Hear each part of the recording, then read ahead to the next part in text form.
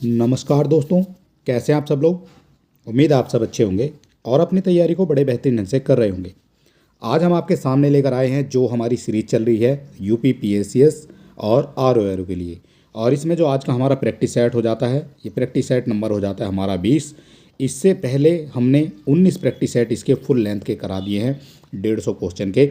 अगर आपने नहीं देखे हैं तो आप हमारे चैनल पर विजिट करेंगे, वहाँ आपको इससे पहले सभी प्रैक्टिस सेट मिल जाएंगे। सारे जो प्रैक्टिस सेटों में क्वेश्चन है वो इम्पोर्टेंट लिए गए हैं और ये जो ऑथेंटिक जो है एक प्रैक्टिस सेट हैं और आपको सारे प्रैक्टिस सेट देख लेने हैं। तो चलिए देर बिल्कुल नहीं करेंगे, शुरू करेंगे आज का हमारा इम्पोर्टेंट प्रैक्टिस सेट। और प्रैक्टिस सेट शुरू करने से पहले अगर अभी तक आपने हमारे चैनल को सब्सक्राइब नहीं किया है इस तरह के प्रैक्टिस सेट के लिए तो आपको कर लेना चाहिए। तो चलिए देर बिल्कुल नहीं करेंगे, शुरू करेंगे आज का हमारा इम्पोर्टेंट प्रैक्टिस सेट। सारे क्वेश्चन इंपॉर्टेंट हैं और इसके जितने भी क्वेश्चन आपके करंट के हैं वो सब हम जो है यहाँ पर स्किप करते चलते हैं, क्योंकि इस करंट जो है हम फिर अलग से कराते हैं। तो चलिए देख लेते हैं आज की वीडियो का हमारा दूसरा क्वेश्चन। पहला हमारा करंट अफेयर का है तो उसको हम स्किप करेंगे। तो ये हो जाएगा हमारा आज की वीडियो का पहला क्वेश्चन। निम्नलिखित में से किस संगठन ने लैंडस्लाइड एटलस ऑफ इंडिया जारी किया है। लैंडस्लाइड एटलस ऑफ इंडिया जारी किया है वो कौन सा संगठन हो जाता है। 4 संगठन आपको यहाँ पर दिए गए हैं। अगर आप किसी क्वेश्चन का आंसर जानते हैं तो आप हमें कमेंट बॉक्स में लिख सकते हैं और अपनी तैयारी को परख सकते हैं कि आप जो है आपकी तैयारी कितनी हो गई है और आपको अभी और कितनी तैयारी करनी है, क्योंकि इसी तरह के क्वेश्चन आपकी परीक्षाओं में हर बार पूछे जाते रहे हैं। तो चलिए शुरू करते हैं। तो ये हो जाएगा आज का जो यहाँ पर संगठन बताया गया है लैंडस्लाइड एटलस ऑफ इंडिया जो जारी करेगा वो हो जाता है आपका राष्ट्रीय रिमोट सेंसिंग सेंटर। राष्ट्रीय रिमोट सेंसिंग सेंटर ये हो जाता है इसका करेक्ट आंसर।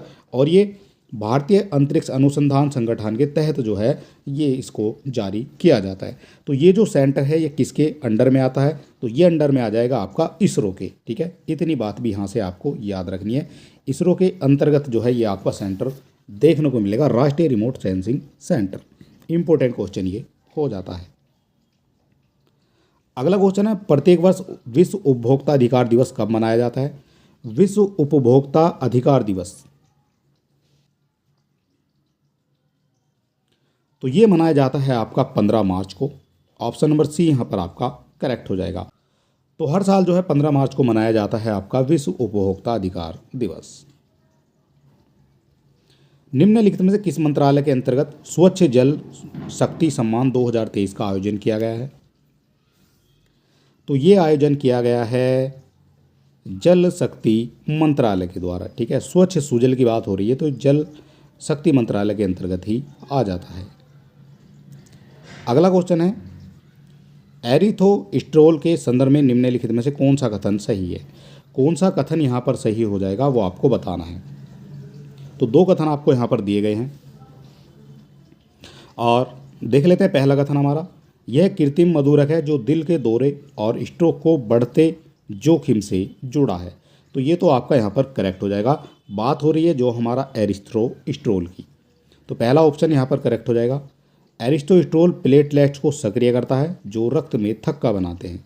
तो ये भी यहाँ पर बिल्कुल करेक्ट आपका माना जाएगा। और ऐसा जो नतीजों से या शोध से पता चला है कि जो एरिथ्रोस्ट्रोल है ये आपका प्लेटलेट को सक्रिय करता है और उसका जो है रक्त का थक्का फिर बन जाता है। तो इस तरह से दोनों यहाँ पर आपके करेक्ट हो जाते हैं। 1 और 2 दोनों आपके करेक्ट माने जाएंगे। कलक्कड़ मुंडन थुराई टाइगर रिजर्व निम्नलिखित में से किस राज्य में स्थित है। कलक्कड़ मुंडन थुराई टाइगर रिजर्व ये किस राज्य में स्थित है। तो ये स्थित हो जाता है आपका तमिलनाडु में। ऑप्शन नंबर ए यहाँ पर आपका करेक्ट हो जाएगा।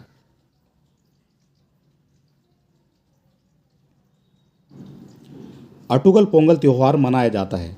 अटुकल पोंगल त्यौहार ये मनाया जाता है। तो अटुकल पोंगल जो है ये मनाया जाएगा आपका केरल में। इंपॉर्टेंट हो जाएगा ये भी, कई बार आपकी परीक्षाओं में पहले भी देखा गया है। केरल राज्य में मनाया जाता है और तिरुवनंतपुरम में प्रति वर्ष मनाया जाता है और इसको कहा जाता है अटुकल पोंगल। ठीक है, वानी वरोरा राजमार्ग पर स्थापित विश्व का पहला 200 मीटर लंबा बैम्बू क्रैश बैरियर का नाम क्या रखा गया है। वानी वरोरा राजमार्ग पर रखा गया है तो क्या इसका नाम रखा गया है ये आपको बताना है। तो इसका जो नाम है वो हो जाता है बाहुबली। ठीक है, ऑप्शन नंबर बी यहाँ पर आपका करेक्ट हो जाएगा। और ये विश्व का पहला 200 मीटर लंबा बैम्बू क्रैश बैरियर है जो महाराष्ट्र के विदर्भ में, महाराष्ट्र में है विदर्भ, तो वहाँ पर जो है वानी वरोरा राजमार्ग पर स्थापित किया गया है। बाहुबली नहीं है, बाहुबली इसका नाम रखा गया है। विश्व का पहला है इसलिए इम्पोर्टेंट भी हो जाएगा। कौन सी घटक किसी विशेष क्षेत्र में वनस्पति पैटर्न को आकार देने में सबसे अहम जो है भूमिका निभाता है? कौन सा घटक हो जाएगा विशेष क्षेत्र में वनस्पति पैटर्न को आकार देने में विशेष भूमिका निभाता है? तो ये हो जाएगा वर्षण। ऑप्शन नंबर सी यहाँ पर आपका करेक्ट हो जाएगा।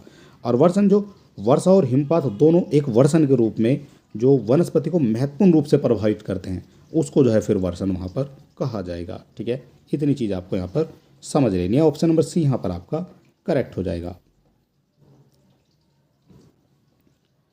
निम्नलिखित में से किसके द्वारा more the man billion reasons the urgent need to build universal social protection for children शीर्षक से एक रिपोर्ट जारी की गई है?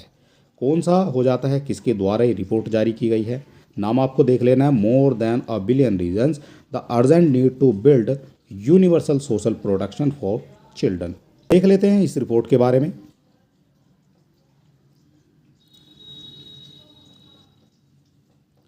तो ये हो जाती है, एक तो आपकी हो जाएगी जो यूनिसेफ है उसके द्वारा ये हो जाती है, और एक आपकी आईएलओ।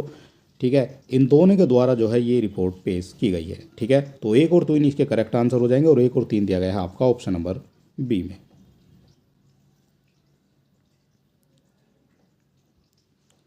दोहा राजनीतिक घोषणा किससे संबंधित है? दोहा राजनीतिक घोषणा किससे संबंधित है? तो दोहा राजनीतिक घोषणा जो है ये संबंधित हो जाती है आपकी सबसे कम विकसित देशों से। ऑप्शन नंबर ए यहाँ पर आपका करेक्ट हो जाएगा। प्रोटोन बीम थेरेपी, जो प्रोटोन बीम थेरेपी है पीबीटी इसको कहा जाएगा, इसका उपयोग निम्नलिखित में से किस बीमारी के इलाज के लिए किया जाता है? किस बीमारी के इलाज के लिए किया जाता है? तो ये किया जाता है कैंसर के लिए। ऑप्शन नंबर बी यहाँ पर आपका करेक्ट हो जाएगा। प्रोटोन बीम थेरेपी इसको कहा जाएगा, और इसका जो ये कैंसर के उपचार के लिए जो है इसका इस्तेमाल किया जाता है। कबम अंगूर को हाल ही में भौगोलिक संकेत यानी जीआई टैग मिला है, वह संबंधित है, किससे संबंधित हो जाएगा? कब्बम अंगूर। तो जो कब्बम अंगूर है ये संबंधित हो जाता है आपका तमिलनाडु से। ऑप्शन नंबर सी यहाँ पर आपका करेक्ट हो जाएगा। तमिलनाडु का हो जाता है ये प्रसिद्ध कब्बम अंगूर, और ये इसको जो है जीआई टैग प्रदान किया गया है।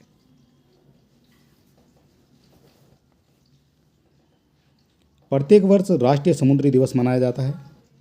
प्रत्येक वर्ष बनाया जाता है राष्ट्रीय समुद्री दिवस, तो ये बनाया जाता है 5 अप्रैल को। ऑप्शन नंबर बी यहाँ पर आपका करेक्ट हो जाएगा।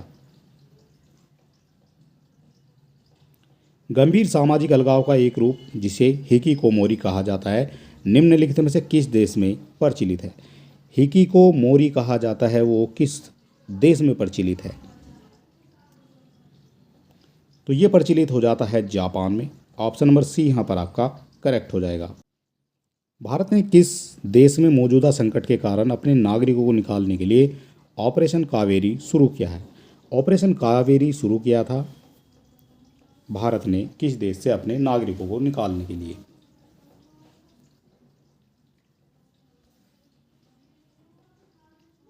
तो ये शुरू किया गया था आपका सूडान से। ऑप्शन नंबर बी यहाँ पर आपका करेक्ट हो जाएगा।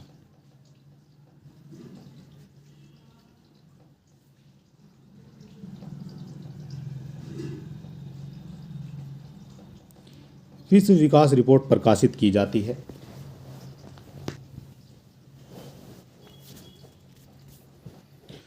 विश्व विकास रिपोर्ट प्रकाशित की जाती है, तो ये प्रकाशित की जाती है विश्व बैंक के द्वारा। ऑप्शन नंबर सी यहाँ पर आपका करेक्ट हो जाएगा। भारत के राष्ट्रीय क्वांटम मिशन की समयावधि क्या है? भारत का हो जाता है राष्ट्रीय क्वांटम मिशन, इसकी समयावधि क्या है?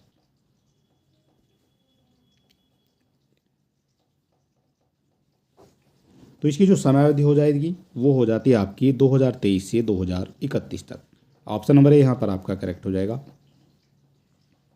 निम्नलिखित में से विश्व विरासत दिवस कब मनाया जाता है? विश्व विरासत दिवस मनाया जाता है तो ये मनाया जाता है आपका 18 अप्रैल को। हर साल मनाया जाता है 18 अप्रैल को। भारत में प्रथम जल निकाय जनगणना के अनुसार निम्नलिखित में से किस राज्य में जल निकायों की संख्या सर्वाधिक है?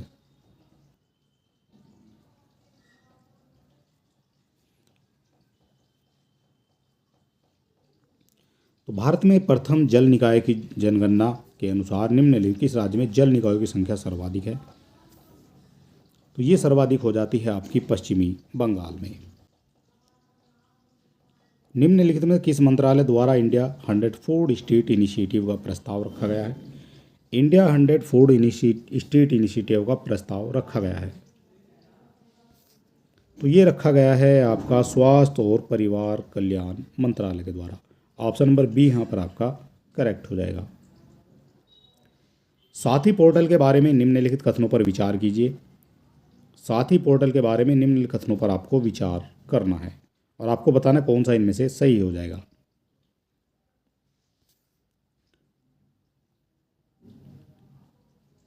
तो यहाँ देखेंगे इसे भारत के कृषि और किसान कल्याण मंत्रालय के सहयोग से राष्ट्रीय सूचना विज्ञान केंद्र द्वारा विकसित किया गया है।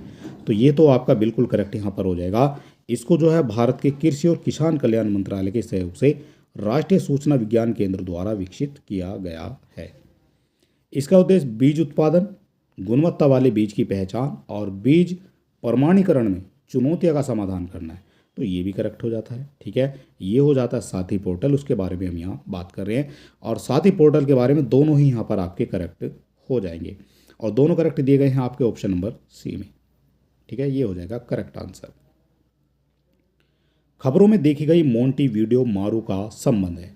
खबरों में आई थी 2023 के लास्ट में, मोंटी वीडियो मारू का संबंध किससे हो जाएगा? तो ये संबंधित हो जाती है जापान से।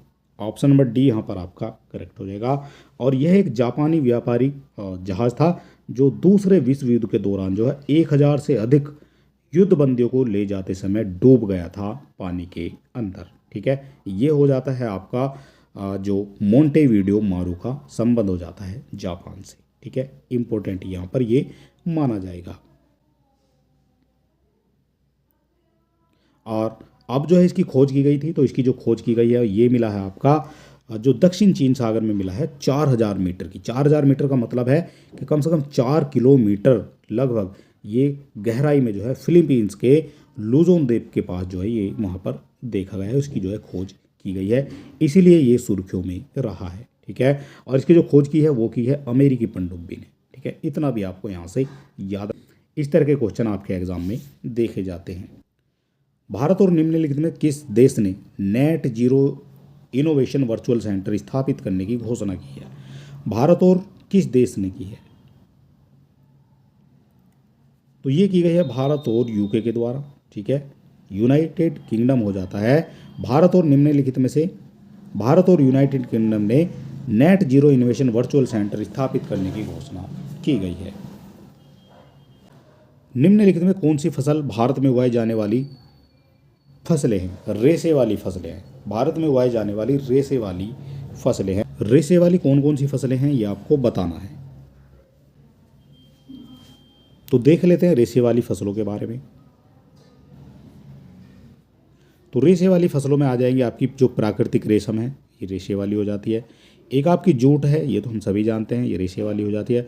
और कपास जो है ये भी जो है रेशे वाली फसल हो जाएगी, लेकिन मोटा अनाज जो है इसके अंतर्गत नहीं आएगा। ठीक है, तो इस तरह से 1, 2 और 3 ये आपके यहाँ पर करेक्ट हो जाएंगे। ये हो जाते हैं इसके करेक्ट आंसर। ठीक है, मोटा अनाज जो है इससे संबंधित नहीं होगा रेशे वाली फसलों से।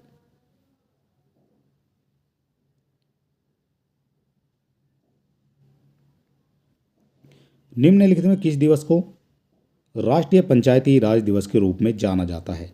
राष्ट्रीय पंचायती राज दिवस के रूप में जाना जाता है। तो ये जाना जाता है 24 अप्रैल को और इसको जो है पहली बार मनाया गया था, तो पहली बार मनाया गया था 2010 में। ठीक है, ये भी आपको याद रखना है, 2010 में पहली बार मनाया गया था और तब से हर साल जो है मनाया जा रहा है 24 अप्रैल को।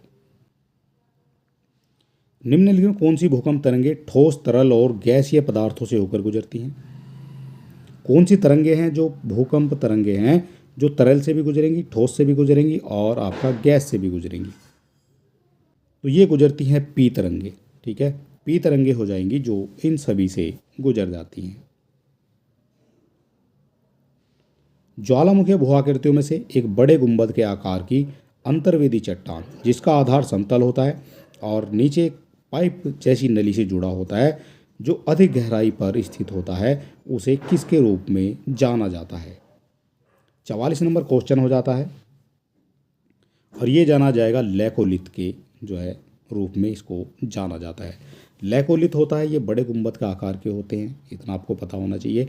और ये चट्टानें होती हैं जिसका आधार समतल होता है, जो आधार है वो समतल हो जाएगा, ये बड़ी बड़ी चट्टानें हो जाएंगी और इनका जो आधार है वो समतल हो जाएगा और नीचे से एक पाइप नली से जो है ये जुड़ा हुआ होता है, ऐसा जो है कहा जाता है। ठीक है, ये हो जाएगा ऑप्शन नंबर ए।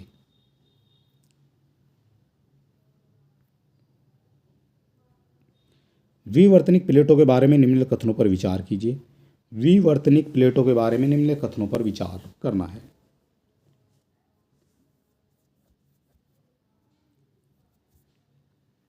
तो ये हो जाएगा अपसारी सीमाएं समुद्र तल के फैलाव और दरार घाटियों का स्थल है।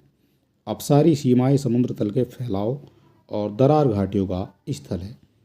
तो ये आपका यहाँ पर करेक्ट हो जाएगा। विवर्तनिक प्लेटों के बारे में बात हो रही है। कैलिफोर्निया में सैन एंड्रियास फॉल्ट एक अभिसारित परिसीमा का उदाहरण है। तो ये आपका यहाँ पर गलत हो जाएगा। ठीक है, दूसरा यहाँ गलत दिया गया है और पहला यहाँ पर आपका ठीक दिया गया।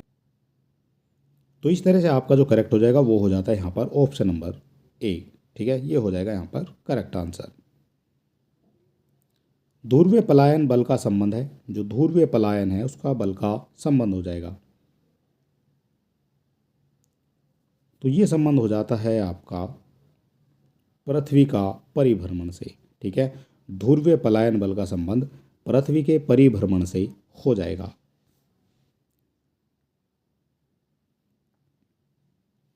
भूपर्पटी में प्रमुख तत्वों को उनके भार के अनुसार आरोही क्रम में व्यवस्थित कीजिए। आरोही आपको पता होना चाहिए, बढ़ते क्रम को कहा जाता है। ऊपर की तरफ चलेंगे तो आरोही हो जाएगा और अवरोही हो जाएगा जो नीचे की तरफ चलेंगे। ठीक है, ये अवरोही हो जाएगा। तो आपको बताना है जो भूपर्पटी के प्रमुख तत्व हैं उनके भार के अनुसार आरोही क्रम में जो है व्यवस्थित करना है। तो यहाँ देख लेते हैं कैल्शियम जो है कितना देखने को मिलेगा। तो कैल्शियम देखने को मिलेगा आपका 3.6%। ठीक है, सोडियम देखने को मिलेगा आपका 2.8%। इसके बाद पोटेशियम की बात करेंगे तो पोटेशियम हो जाएगा 2.6%। ठीक है, और मैग्नीशियम की बात करेंगे तो ये हो जाएगा 2.1%। ठीक है, इस तरह से आपको देख लेना चाहिए। बढ़ते हुए क्रम में जो है हमें चलना है। तो सबसे नीचे से चलेंगे तो मैग्नीशियम आ जाएगा, इसके बाद आ जाएगा पोटेशियम, पोटेशियम के बाद आपका सोडियम और सोडियम के बाद कैल्शियम। तो यहाँ किस में देखा गया है? 4 सबसे पहले, फिर 3, फिर 2, फिर 1। ऑप्शन नंबर सी यहाँ पर आपका करेक्ट हो जाएगा। यह एक विज्ञान है जो चट्टानों की उत्पत्ति, इतिहास, घटना, संरचना, रासायनिक संरचना और वर्गीकरण से संबंधित है। ये कौन सा हो जाएगा? कौन सा विज्ञान हो जाएगा जो इन सब चीज़ों से संबंधित है? तो ये कहा जाता है पेट्रोलॉजी। ऑप्शन नंबर बी यहाँ पर आपका करेक्ट हो जाएगा और इसको कहा जाता है खनिज विज्ञान। ठीक है, ये एक वैज्ञानिक अनुशासन है जो खनिजों की जो पहलू होते हैं उसके, उसमें क्या क्या उनके गुण होते हैं, भौतिक गुण हैं, संरचना है, रासायनिक संरचना है, या फिर क्रिस्टल संरचना है, या फिर प्रकृति में उसका क्या उपयोग है, वो सब चीज़ें जो है आपको देखने को मिलेगी पेट्रोलॉजी में। ठीक है, इम्पोर्टेंट ये हो जाता है। निम्नलिखित में किस समुद्र की कोई तटरेखा नहीं है? कौन सा समुद्र है जिसकी कोई तटरेखा नहीं है? तो ये हो जाता है सारगेसो सागर, इसकी कोई भी तटरेखा नहीं मानी जाती है। ठीक है, इंपॉर्टेंट ये हो जाएगा। और ये पूरी तरह से जो है आपका अटलांटिक महासागर के अंदर स्थित है, पूरी तरह से अटलांटिक महासागर। अटलांटिक कहाँ है? तो अटलांटिक आपका हो जाता है नीचे की तरफ, ये आपका अटलांटिक महासागर है और यहाँ पर जो है पूरी तरह से ये आपको देखने को मिल जाएगा।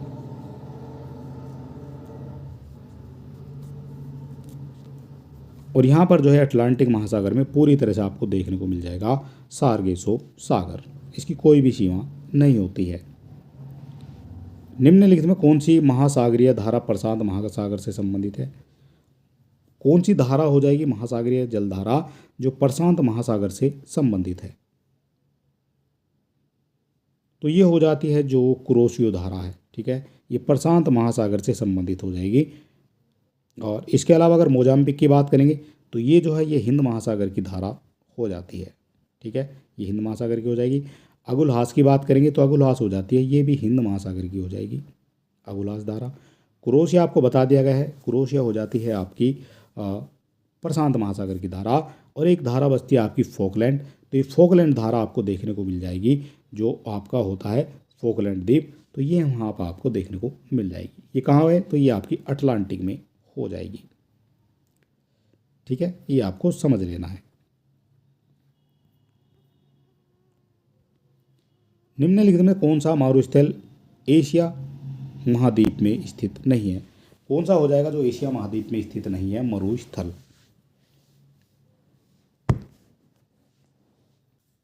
तो एक आपका हो जाता है रूब अली जो आपका दिया गया है, तो ये स्थित हो जाता है आपका सऊदी अरब में, ठीक है, तो ये तो आपका एशिया में ही हो जाएगा। बात करेंगे गोबी मरुस्थल की, तो गोबी जो मरुस्थल है ये आपका हो जाता है, गोबी मरुस्थल है ये आपको देखने को मिल जाएगा मंगोलिया में, ठीक है, सारे आपको समझते चलना है, ये मंगोलिया में हो जाएगा। अरब का मरुस्थल ये आपको देखने को मिल जाएगा सऊदी अरब में, ठीक है, ये सऊदी अरब में हो जाएगा। बात करेंगे कालाहारी की, तो कालाहारी जो है ये आपको देखने को मिलेगा दक्षिण अफ्रीका में। आपसे पूछा गया है कौन सा मरुस्थल है जो एशिया महाद्वीप में स्थित नहीं है, तो कालाहारी हो जाएगा जो आपका एशिया महाद्वीप में स्थित नहीं है, ये हो जाता है आपका दक्षिण अफ्रीका में। और ये सबसे बड़ा और सबसे शुष्क जो है रेतीला मरुस्थल माना जाता है। यह गर्म शुष्क स्थानीय हवा है जो मुख्य रूप से सर्दियों में उत्तरी अमेरिका में रॉकी पर्वत के पूर्वी ढलानों से उतरती है। इसे क्या कहा जाता है? अमेरिका में रॉकी पर्वत के पूर्वी ढलानों से उतरती है, इसको क्या कहा जाएगा? तो इसको कहा जाता है चीनुक। ऑप्शन नंबर डी यहाँ पर आपका करेक्ट हो जाएगा। चीनुक हो जाती है ये एक गर्म और शुष्क हवा है जो मुख्य रूप से सर्दियों में ही आपको देखने को मिलेगी मुख्य रूप से, और उत्तरी अमेरिका में रॉकी पर्वत के पूर्वी ढलानों पर जो है उतरती हुई दिख जाएगी। हिमानी भू आकृतियों के बारे में निम्नलिखित में कौन से कथन सही हैं? जो हिमानी भू आकृतियों के बारे में कौन से कथन यहाँ पर सही हो जाएंगे?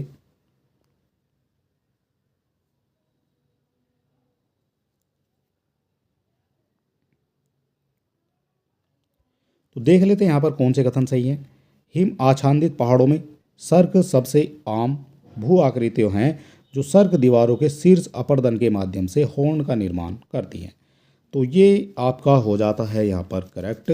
और ये जो सर्क सबसे आम भू आकृतियाँ होती हैं जो हिमनद घाटियों में शीर्ष पर जो है पाई जाती है, जो हिमनद घाटियाँ होती हैं उनके शीर्ष पर ये पाई जाती हैं, और वहाँ पर जो है चोटियों से जो नीचे जाते समय एक सर्क जो है काटती हुई चली जाती है और उसके माध्यम से एक हॉर्न का निर्माण ये वहाँ पर करती हैं।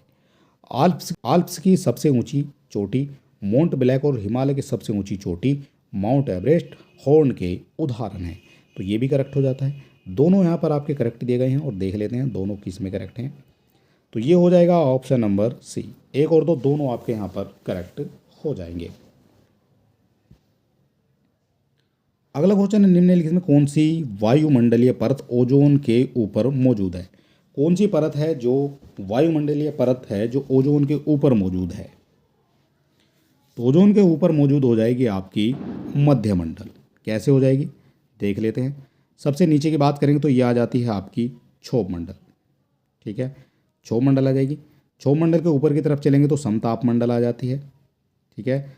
समताप मंडल के ऊपर चलेंगे तो यहाँ पर बीच में आपकी आ जाती है जो मध्य मंडल है। मध्य मंडल के ऊपर आपका आ जाता है आयन मंडल, और इसके ऊपर जो आयन मंडल के ऊपर आ जाता है आपका बाह्य मंडल, ठीक है। ये 5 परत जो है यहाँ पर आपकी होती है। आपसे पूछा गया ओजोन परत, तो ओजोन परत रहती है आपकी समताप मंडल में, ठीक है, और समताप मंडल है आपका दूसरे नंबर पर, इसीलिए जो है ओजोन मंडल के ऊपर जो आ जाएगी तो वो आ जाती है आपकी मध्य मंडल। ऑप्शन नंबर बी यहाँ पर आपका बिल्कुल करेक्ट माना जाएगा।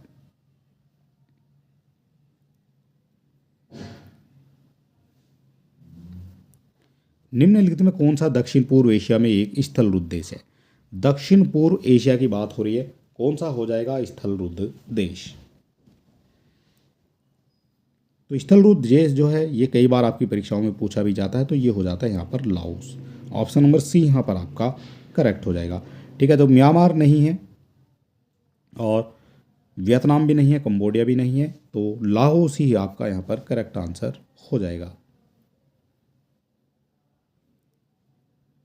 निम्नलिखित में कौन सा अफ्रीकी देश ग्रेट रिफ्ट वैली के लिए जाना जाता है, जो एक भूवैज्ञानिक विशेषता है जो अपने अद्वितीय परिदृश्य और विवर्तनिक गतिविधि के लिए जानी जाती है।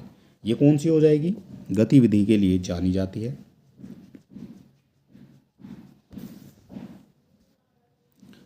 तो इसका जो करेक्ट आंसर है वो हो जाता है केन्या। ऑप्शन नंबर ए यहाँ पर आपका करेक्ट हो जाता है। केन्या को ग्रेट रिफ्ट वैली के लिए जाना जाता है। निम्नलिखित में कौन सी जल डमरू मध्य काला सागर को मरमरा सागर से जोड़ती है? कौन सी हो जाएगी जल डमरू मध्य जो काला सागर को मरमरा सागर से जोड़ती है? तो ये हो जाती है जो बोस्पोरस जल डमरू मध्य है, ये जोड़ेगा काला सागर को और मरमरा सागर से। ऑप्शन नंबर डी यहाँ पर आपका करेक्ट हो जाएगा।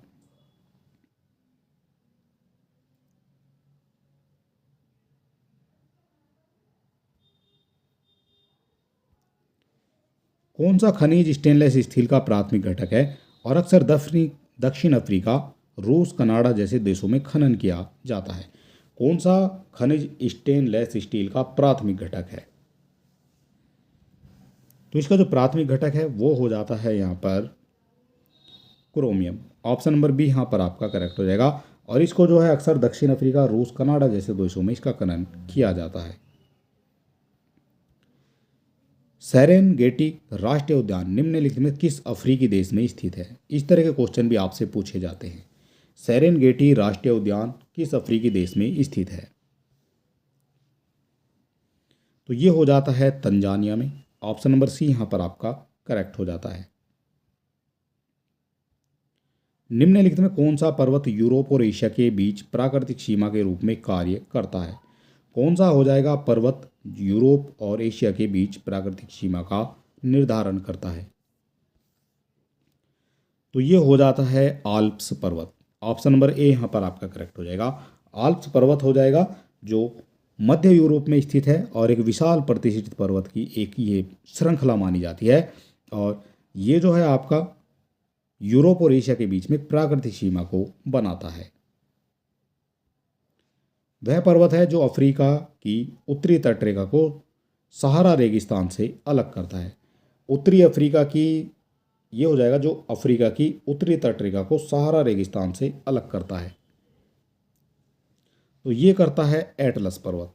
ऑप्शन नंबर ए यहाँ पर आपका करेक्ट हो जाएगा। ठीक है, कौन सी प्राइमेट प्रजाति मेडागास्कर की स्थानिक है और अपनी विशिष्ट बड़ी आंखों रात के व्यवहार के लिए जानी जाती है? कौन सी हो जाएगी प्राइमेट प्रजाति मेडागास्कर की?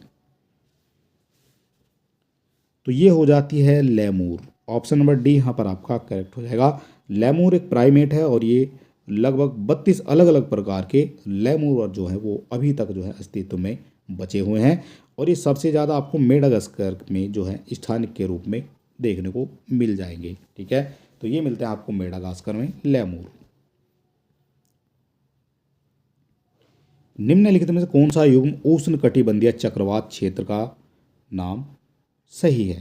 कौन सा सही है इनमें से वो आपको बताना है। 4 ऑप्शन आपको यहाँ पर दिए गए हैं। तो हरिकेन जो है ये आपकी पश्चिमी प्रशांत चीन सागर से संबंधित नहीं है, ये आपका यहाँ पर गलत हो जाएगा। और विली विली ये पश्चिमी ऑस्ट्रेलिया से संबंधित हो जाती है, तो ये तो आपका यहाँ पर करेक्ट हो जाता है। टाइफून जो है ये आपका हिंद महासागर से संबंधित नहीं है, टाइफून आपका जो है ये पश्चिमी ऑस्ट्रेलिया से संबंधित हो जाता है। ठीक है, तो ये गलत हो जाएगा। चक्रवात की बात करेंगे, चक्रवात आपका कहाँ देखने को मिलेगा? तो चक्रवात आपका ये भी आपका पश्चिमी प्रशांत में देखने को मिल जाता है। ठीक है, तो सभी जो है यहाँ पर गलत दिए गए, केवल बी आपका यहाँ पर करेक्ट हो जाएगा। निम्नलिखित युग्मों झीलों महाद्वीपों में से कौन सा सही है? सही है ये आपसे पूछा गया है। तो सही इनमें से हो जाता है टिटिका झील जो है दक्षिण अमेरिका में आपको देखने को मिल जाएगी। बैकाल झील ऑस्ट्रेलिया में नहीं है, बैकाल कहाँ हो जाएगी? तो बैकाल झील हो जाती है ये मध्य एशिया में। ठीक है, कहाँ हो जाएगी? तो मध्य एशिया में हो जाएगी।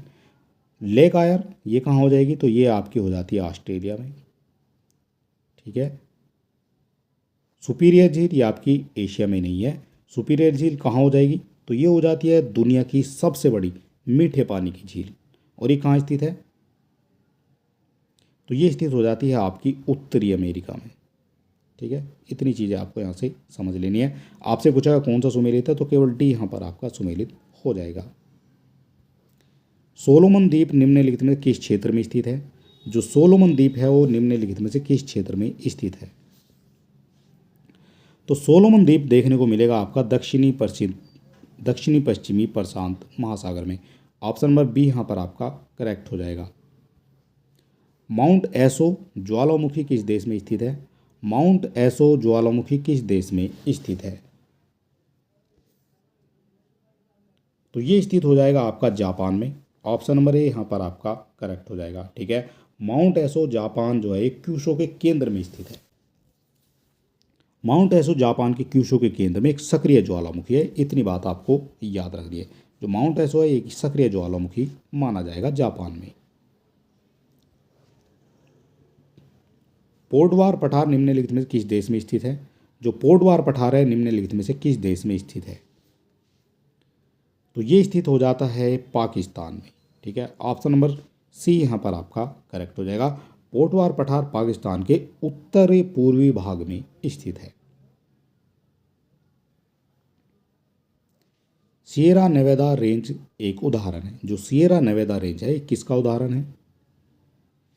तो ये उदाहरण हो जाता है एक ब्लॉक पर्वत का। ऑप्शन नंबर डी यहाँ पर आपका करेक्ट हो जाएगा।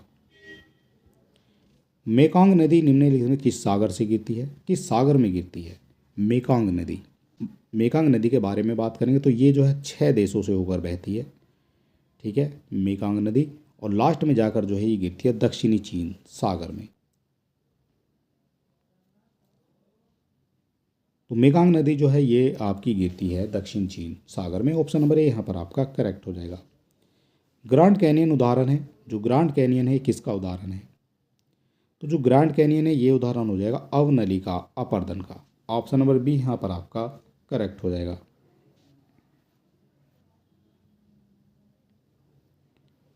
नीचे दो कथन दिए गए हैं, एक को अभिकथन कहा गया है और दूसरे को कारण कहा गया है। और यहाँ देख लेते हैं कौन सा जो है यहाँ पर सही हो जाएगा। तो ये हो जाएगा अभिकथन ए। उपोष्ण कटिबंधीय जलवायु के पूरे उत्तरी यूरेशिया में 50 डिग्री से 70 डिग्री अक्षांशों में पाई जाती है। तो यहाँ बात हो रही है जो उपोष्ण कटिबंधीय जलवायु, तो ये तो आपका यहाँ पर बिल्कुल करेक्ट माना जाएगा। ठीक है, उपोष्ण कटिबंधीय जलवायु है ये उत्तरी यूरेशिया में स्कैंडिनेविया से लेकर अधिकांश साइबेरिया तक जो है ये, और उत्तरी अमेरिका में जो है न्यू फाउंडलैंड से अलास्का तक इन जो है अक्षांशों में पाई जाएगी। यानी आप कह सकते हैं जो उपोष्ण कटिबंधीय जलवायु पूरी उत्तरी यूरेशिया में 50 डिग्री से 70 डिग्री के आसपास इतने अक्षांशों में पाई जाएगी। करेक्ट हो जाएगा। कारण की बात करेंगे, उपोष्ण कटिबंधीय जलवायु केवल उत्तरी गोलार्ध में पाई जाती है क्योंकि दक्षिणी गोलार्ध में समान अक्षांश पर कोई भूभाग ही नहीं है। ठीक है, तो ये भी इंपॉर्टेंट हो जाएगा और ये सही भी हो जाएगा। इस तरह से आप कह सकते हैं ए और आर आपके दोनों सही हो जाएंगे।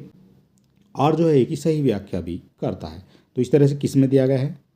तो ये दिया गया है दोनों सही, ए और आर दोनों सही हैं और आर जो है एक ही सही व्याख्या भी करता है। ऑप्शन नंबर डी यहाँ पर आपका करेक्ट हो जाएगा।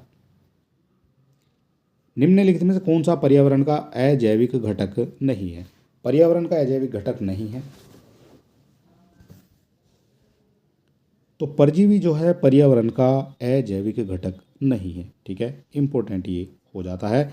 और जितने भी आपके जीवित होते हैं वो सब जो है जैविक की श्रेणी में आते हैं, ये तो आप सभी जानते हैं। और जो अजैविक होते हैं वो होते हैं आपके जो निर्जीव होते हैं, तो ये निर्जीव हो जाते हैं जो अजैविक की श्रेणी में आते हैं। आपसे पूछा गया कौन सा अजैविक नहीं है, यानी जो निर्जीव नहीं है। तो परजीवी जो है निर्जीव नहीं है, स्थलाकृति निर्जीव हो जाएगी, ऊर्जा भी निर्जीव हो जाएगा और गुरुत्वाकर्षण भी निर्जीव हो जाएगा। ऑप्शन नंबर डी यहाँ पर आपका बिल्कुल करेक्ट माना जाएगा। निम्नलिखित में कौन सा पारिस्थितिकी संगठन का सही क्रम है? पारिस्थितिकी संगठन का सही क्रम इनमें से कौन सा है?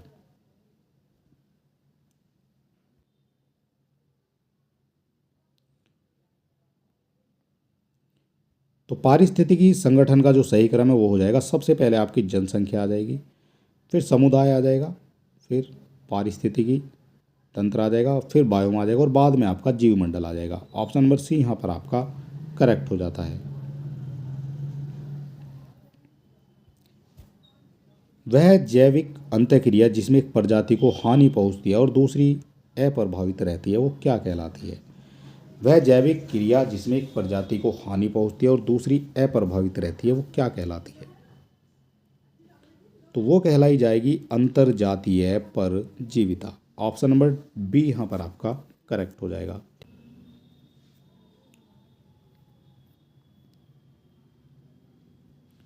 पारिस्थितिकी अनुक्रमण के संदर्भ में निम्नलिखित में से कौन से कथन सही है? पारिस्थितिकी अनुक्रम के बारे में कौन से कथन सही हो जाएंगे?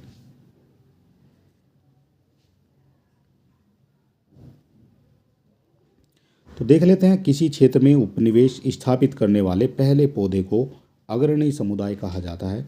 तो ये तो आपका बिल्कुल करेक्ट यहाँ पर माना जाएगा। अनुक्रमण के अंतिम चरण को चरम समुदाय कहा जाता है। तो ये भी करेक्ट हो जाता है। दोनों ऑप्शन जो है आपके यहाँ पर करेक्ट दिए गए हैं और इस तरह से आपको जो है यहाँ पर सही का चुनाव करना था तो सही हो जाएगा। एक और दो दोनों आपके यहाँ पर सही हो जाएंगे। तो ऑप्शन नंबर सी जो है यहाँ पर आपका बिल्कुल करेक्ट माना जाएगा। अगला क्वेश्चन है, निम्नलिखित में कौन से कथन सही नहीं है? नहीं आपको बताना है कौन से कथन यहाँ पर सही नहीं है। तो सबसे पहले देख लेते हैं। आर्द्र सदाबहार वन पश्चिमी घाट, निकोबार और अंडमान द्वीप समूह में पाए जाते हैं। आर्द्र की बात हो रही है तो ये तो आपका यहाँ पर करेक्ट हो जाएगा। आर्द्र सदाबहार वन जो है ये आपके पश्चिमी घाट, निकोबार और अंडमान द्वीप समूह में ही पाए जाएंगे। वेलांचली पौधों की जड़ें नरम ऊतक से बनी होती हैं ताकि पौधे जल में सांस ले सकें। तो ये भी आपका करेक्ट हो जाता है। ठीक है, जो वेलांचली पौधे हैं उनकी जो जड़ें हैं वो नरम ऊतक से बनी होती है ताकि वो जल में भी सांस ले सकें। दो आपके करेक्ट हो जाते हैं। आपसे पूछा गया कौन सा सही नहीं है। देवदार के जंगल शिवालिक पहाड़ियों, पश्चिम और मध्य हिमालय की खड़ी शुष्क पहाड़ी जो ढलान है, शुष्क ढलान है, उनमें पाए जाते हैं। तो ये भी करेक्ट हो जाएगा। चौंपियन और सेठ ने भारतीय वनों को 9 प्रकार से वर्गीकृत किया है। तो चैंपियन और सोट जो है इन्होंने आपका 9 प्रकार से वर्गीकृत किया है। तो ये आपका यहाँ पर गलत हो जाएगा। वो 9 प्रकार से जो है ये वर्गीकृत नहीं किया है। तो 9 की जगह यहाँ पर हो जाएगा 16। ठीक है, 16 प्रकार से जो है वर्गीकृत किया है चौंपियन और सेठ ने भारतीय वनों को। 16 प्रकार आपको यहाँ पर याद रखने हैं। भारतीय घास भूमि में चारा अनुसंधान संस्थान स्थित है। भारतीय घास भूमि एवं चारा अनुसंधान संस्थान, तो ये स्थित हो जाता है आपका झांसी, उत्तर प्रदेश में। ऑप्शन नंबर ए यहाँ पर आपका करेक्ट हो जाएगा। इसकी स्थापना आपसे पूछी जाएगी तो 1962 में जो है इसकी स्थापना हो जाती है, भारतीय घास भूमि और चारा अनुसंधान की। वे जीव जो जड़ वाले पौधों के तनों तथा पत्तियों अथवा नीचे की मृदा के ऊपर निकले पदार्थों से जुड़े रहते हैं वो क्या कहलाते हैं? वे जीवों की बात हो रही है जड़ वाले पौधे के तनों तथा पत्तियों आदि की मृदा के ऊपर निकले रहते हैं तो उनको कहा जाता है पेरीफाइटन। ऑप्शन नंबर बी यहाँ पर आपका करेक्ट हो जाएगा। और ये वो जीवित जीव है जो मजबूती से लगाए गए पौधे के तनों पत्तियों से चिपके रहते हैं और नीचे की मृदा से जो है ऊपर भी उठे हुए रहते हैं। और ये जो है सेसाइल, शैवाल और उनके साथ रहने वाले जीव इसमें शामिल होते हैं। निम्नलिखित में किसे सर्वाधिक उत्पादक पारिस्थितिकी तंत्र माना जाता है? सर्वाधिक उत्पादक पारिस्थितिकी तंत्र माना जाता है तो ये माना जाता है ज्वार नद मुख को। ज्वार नद मुख ये वहाँ स्थित होते हैं जहाँ नदी जो है, एक नदी आ रही है और ये आपका समुद्र है। तो ये जो समुद्र में मिल जाएगी तो इसको जो है ज्वार नद मुख कहा जाएगा। ठीक है, ज्वार नद मुख जो है ये एक नदी का जो है एक वो स्थान होता है जहाँ पर नदी समुद्र से मिलती है। ठीक है, इम्पोर्टेंट हो जाएगा ये।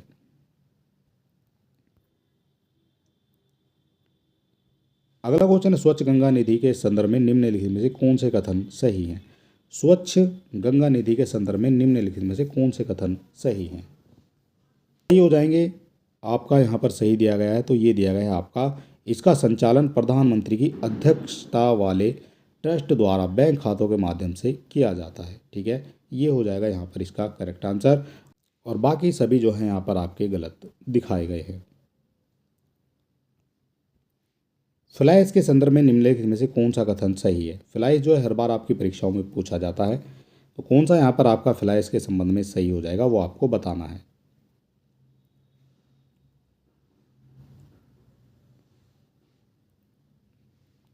तो फ्लाइज के कण ऑक्साइड युक्त होते हैं जो इनमें मुख्य रूप से सिलिका, एल्यूमिना, आयरन के ऑक्साइड, कैल्शियम भरे होते हैं। तो ये तो आपका करेक्ट हो जाएगा।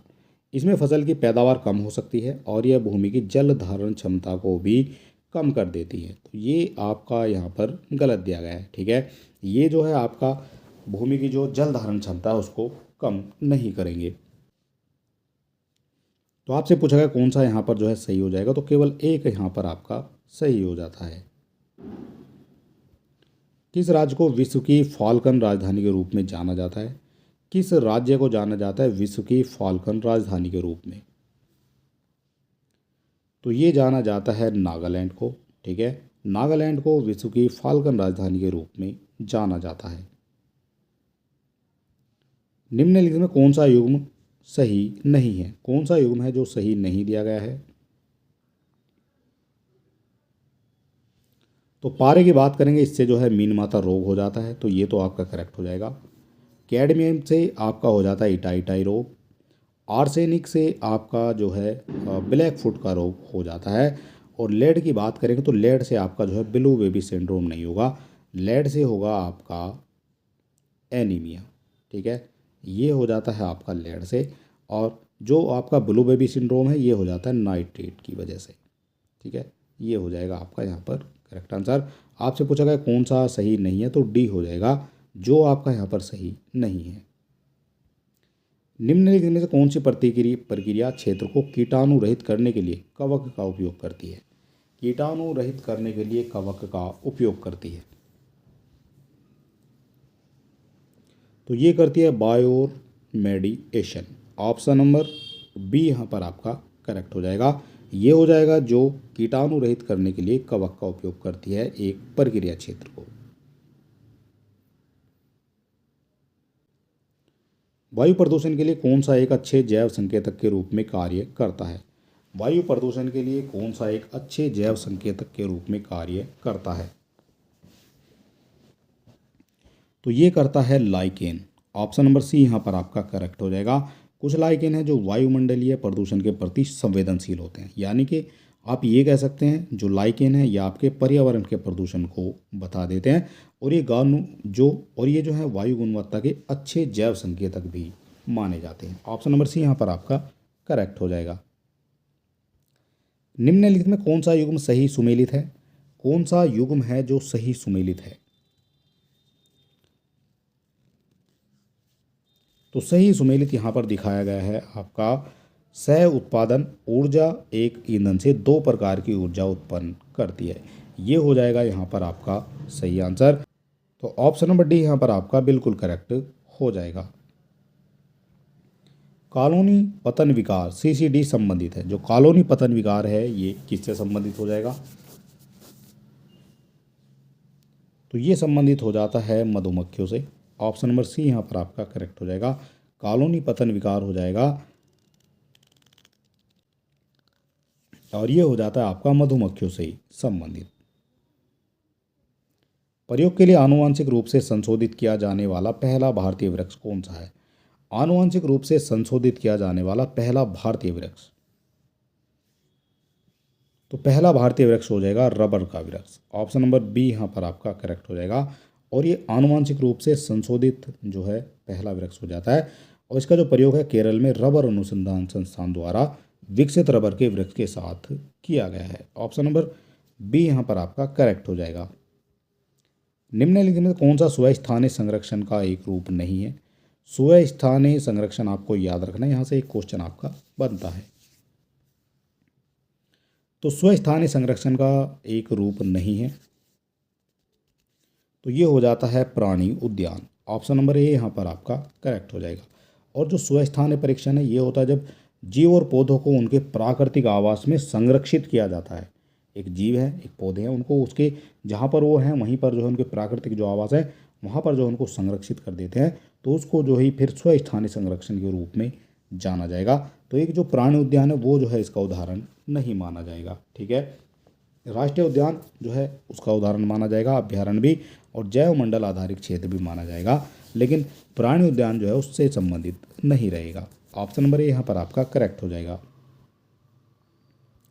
निम्नलिखित में किस जीव में फेफड़े नहीं बल्कि गलफड़े होते हैं? फेफड़े नहीं होते हैं आपके व्हेल में, फेफड़े नहीं होते हैं आपके ईल में। ऑप्शन नंबर सी यहाँ पर आपका करेक्ट हो जाएगा। ईल जो है एक मत्स्य परिवार का भाग है और इसमें सांस लेने के लिए गलफड़े होते हैं। बाकी सभी जो हैं इनमें जो है आपके फेफड़े देखने को मिल जाएंगे। निम्नलिखित में कौन सी IUCN लाल सूची में गंभीर रूप से संकटग्रस्त प्रजाति नहीं है? नहीं आपसे पूछा गया है, तो नहीं है तो ये हो जाती है जो गुलाबी सिर वाली बत्तख है, ये तो हो जाती है आपकी संकटग्रस्त प्रजाति। जो हॉक्सबिल कछुआ ये भी हो जाता है, मालाबार सिवेट ये भी हो जाएगी, लेकिन पिग्मी होग जो है ये आपका लाल सूची में जो है गंभीर संकटग्रस्त प्रजाति नहीं है। ऑप्शन नंबर डी यहाँ पर आपका बिल्कुल करेक्ट हो जाएगा। ठीक है, और ये जो गुलाबी सिर वाली बत्तख है ये आपकी कहाँ देखने को मिलती है?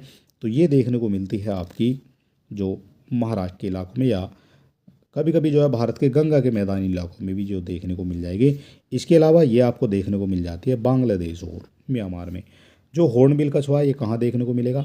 हॉक्सबिल कछुआ, तो ये आपको देखने को मिल जाता है भारतीय और प्रशांत या फिर अटलांटिक महासागर के आसपास। इसके बाद जो मालाबार सिवेट है ये आपकी भारत के पश्चिमी घाट के लिए स्थानिक मानी जाती है।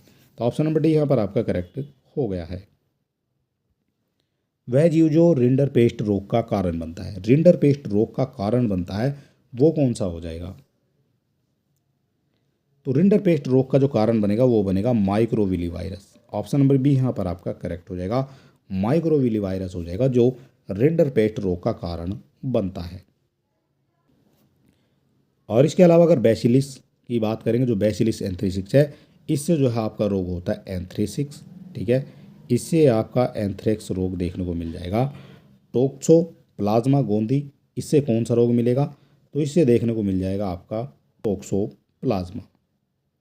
ठीक है, टोक्सोप्लाज्मा इससे देखने को मिल जाएगा। माइक्रोबैक्टीरियम की बात करेंगे, जो माइक्रोबैक्टीरियम है इससे देखने को मिलता है आपका तपेदिक, ये भी आपको देख लेना है।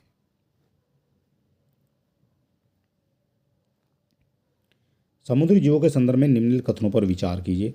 समुद्री जीवों की बात हो रही है तो आपको विचार करना है इन सभी पर। तो देख लेते हैं, समुद्री घास आवर्तबीजी समुद्री फूल वाले पौधे हैं जो दिखने में घास के समान होते हैं। तो जो समुद्री घास आवर्तबीजी है वो जो है दिखने में घास के समान लगते हैं लेकिन वो घास नहीं होते हैं, तो ये आपका यहाँ पर करेक्ट हो जाएगा।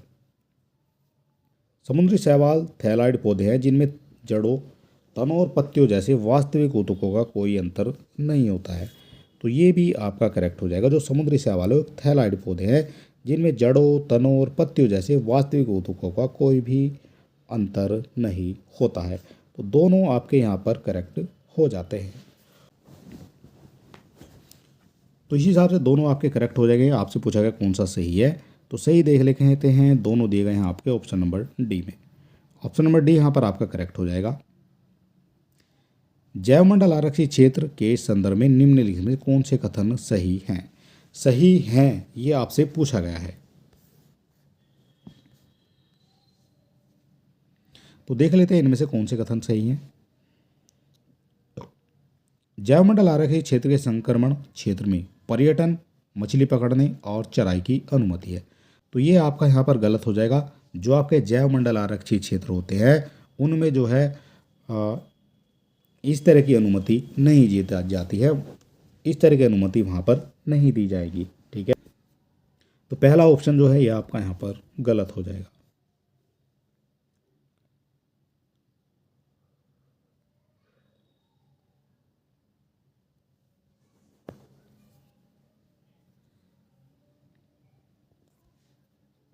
इसके बाद दूसरा हो जाएगा, जैवमंडल आरक्षित क्षेत्र के बफर जोन में बस्तियों, फसल, भूमि, गहन मनोरंजन की क्षेत्र की अनुमति होती है, तो ये भी आपका यहाँ पर गलत हो जाएगा। इसमें जो है आपके इस तरह की अनुमति नहीं दी जाती है। तो ऑप्शन नंबर आपसे पूछा गया सही कौन सा है, तो यहाँ तो दोनों ही आपके गलत दिए गए हैं, और दोनों गलत दिए गए हैं आपके, ना तो एक सही है और ना ही आपका दो सही है। ठीक है, ये हो जाएगा यहाँ पर करेक्ट आंसर। निम्नलिखित में कौन सा रामसर स्थल उत्तर प्रदेश में स्थित है? रामसर स्थल हो जाएगा उत्तर प्रदेश में स्थित। तो उत्तर प्रदेश में स्थित हो जाता है सरसई नावर झील। ऑप्शन नंबर ए यहाँ पर आपका करेक्ट हो जाएगा। सरसई नावर झील है उत्तर प्रदेश के इटावा में आपको देखने को मिल जाती है। ठीक है, और ये जो है एक स्थायी दलदली जो है क्षेत्र आपको देखने को वहाँ पर मिल जाएगा। कांजली की बात करेंगे तो कांजली आपका देखने को मिलेगा ये व्यास बेसिन में, और ये कहाँ हो जाएगा, तो ये देखने को मिल जाता है आपका पंजाब में। ठीक है, कांजली आपका पंजाब में हो जाएगा। यशवंत सागर कहाँ हो जाएगा, तो यशवंत सागर आपका देखने को मिलेगा मध्य प्रदेश में। कांवर ताल की बात की गई है तो कांवर ताल आपका बिहार में देखने को मिल जाएगा। ठीक है, इस तरह से जो है आपके सभी हो जाते हैं। आपसे पूछेगा उत्तर प्रदेश में तो ए हो जाएगा आपका सही। निम्नलिखित में कौन सा युग्म राष्ट्रीय उद्यान राज्य केंद्र शासित प्रदेश जो है सही सुमेलित नहीं है? कौन सा हो जाएगा जो सही सुमेलित नहीं है? आपसे पूछा गया कौन सा जो है यहाँ पर सही सुमेलित नहीं है, तो रानी झांसी समुद्री राष्ट्रीय उद्यान ये आपका कहाँ से संबंधित हो जाएगा, तो ये आपका अंडमान और निकोबार द्वीप से संबंधित हो जाता है, तो ये तो आपका करेक्ट हो जाएगा। कांगेर घाटी राष्ट्रीय उद्यान ये आपका हो जाता है छत्तीसगढ़ में। ऑप्शन नंबर बी यहाँ पर बिल्कुल करेक्ट हो जाएगा। गुगलमल राष्ट्रीय उद्यान ये आपका तेलंगाना में नहीं है, ये कहाँ हो जाएगा गुगलमल राष्ट्रीय उद्यान, तो ये स्थित हो जाता है आपका महाराष्ट्र में। ठीक है, और इसकी स्थापना की बात करेंगे तो इसकी जो स्थापना है वो हो जाती है आपकी 1974 में इसकी स्थापना की गई है। और इस तरह से आपसे पूछा गया ये कौन सा सुमेलित नहीं है, तो सी हो जाएगा जो आपका यहाँ पर सुमेलित नहीं है। मोरेलन राष्ट्रीय उद्यान ये आपका मिजोरम में हो जाता है, ये भी करेक्ट हो जाएगा। ठीक है, तो यहाँ जो करेक्ट हो जाएगा वो हो जाता है ऑप्शन नंबर सी। अगला क्वेश्चन हो जाएगा रबी के मौसम में निम्नलिखित में से कौन सी फसल की खेती की जाती है? रबी की बात की गई है, रबी के मौसम में निम्नलिखित में से कौन सी फसल की खेती की जाएगी? तो रबी के मौसम में की जाती है आपकी जौ की जो है रबी की फसल में की जाएगी, और एक सरसों की। ठीक है, सरसों के अलावा जो है रबी की फसल में आपको गेहूँ, जौ, मटर, चना, सरसों ये सभी जो है आपकी रबी की फसल हो जाती हैं। अगर मूंगफली की बात करेंगे तो मूंगफली जो है ये आपकी खरीफ की फसल हो जाएगी, और कपास हो जाती है आपकी जो है ये भी जो है खरीफ की फसल आपकी हो जाएगी। ठीक है, मूंगफली और कपास जो है ये आपकी खरीफ की फसल हो जाएगी। तो आपसे पूछा गया है कौन सी रबी की फसल है, तो रबी की केवल हो जाती है आपकी एक और दो। ऑप्शन नंबर डी यहाँ पर आपका करेक्ट हो जाएगा। भारतीय चाय बोर्ड का मुख्यालय कहाँ स्थित है? तो चाय बोर्ड का जो मुख्यालय ये स्थित हो जाता है आपका कोलकाता में। ऑप्शन नंबर डी यहाँ पर आपका करेक्ट हो जाएगा। इसे जो है 1953 में भारत में चाय उद्योग के लिए चाय उद्योग के विकास के लिए स्थापित किया गया था। कब इसकी स्थापना की गई है? तो 1953 में जो है इसकी स्थापना की जाती है। न्यूनतम समर्थन मूल्य किसकी सिफारिशों पर आधारित है? जो न्यूनतम समर्थन मूल्य वो किसकी सिफारिशों पर आधारित है? तो ये आधारित हो जाता है कृषि लागत और मूल्य आयोग की सिफारिश पर। ऑप्शन नंबर ए यहाँ पर आपका करेक्ट हो जाएगा। सूची 1 को सूची 2 में सुमेलित करना है, और नीचे दिए कूट से सही उत्तर का भी आपको चयन करना है। आपको बताना है यहाँ पर जो है कौन सा सही हो जाएगा।